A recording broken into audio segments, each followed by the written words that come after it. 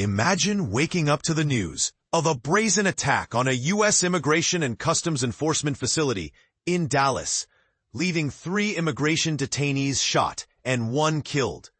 But here's where it gets even more alarming.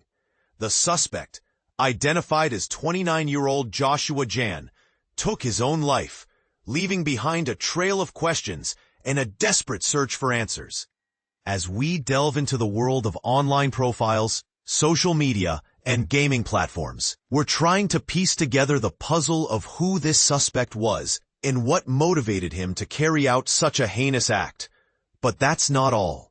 We're also witnessing a surge in drone attacks, from the naval drone assault on Russia's Black Sea port of Tuapse to the disruption of flights in Denmark's airspace. And this is the part most people miss: the intricate web of conflicts and tensions that underlies these events. Let's take a closer look. The Tuapse refinery, operated by state-owned Rosneft oil company, has been a frequent target of Ukrainian attacks, mostly by aerial drones. In fact, just a few months ago, on March 14th, a drone attack damaged a large tank at the refinery. The image of the aftermath is a stark reminder of the devastating impact of these attacks. As President Volodymyr Zelensky put it, such strikes are the most effective sanctions against Russia. But what about the attack on the ICE facility in Dallas? What can we learn from the suspect's online activity? As we scour the internet for clues, we're finding a complex picture of a Hinduist with a troubled past. But here's the question: what drives someone to commit such a violent act? Is it a cry for help? A desperate attempt to draw attention to a cause? Or something more sinister? The answer, much like the suspect's motivations, remains elusive.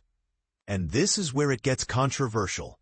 Some might argue that the suspect's actions were a twisted form of protest against the U.S. immigration system, while others might see it as a senseless act of violence. But one thing is certain: the attack has sparked a heated debate about the need for greater security measures at ICE facilities. As we continue to investigate and gather more information, we're left with more questions than answers.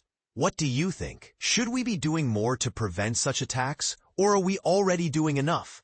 Share your thoughts in the comments below.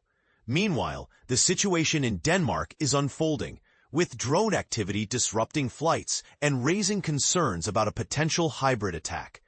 But what exactly does that mean, and how should we respond to such threats? The Danish government has been quick to downplay any Russian involvement, but the incident has left many wondering about the potential consequences of such an attack. As we navigate this complex and ever-changing landscape, one thing is clear: the need for vigilance and cooperation has never been more pressing. So, what's your take on these developments? Do you think we're doing enough to address the threat of drone attacks? Or are we just scratching the surface of a much larger problem? Let us know in the comments.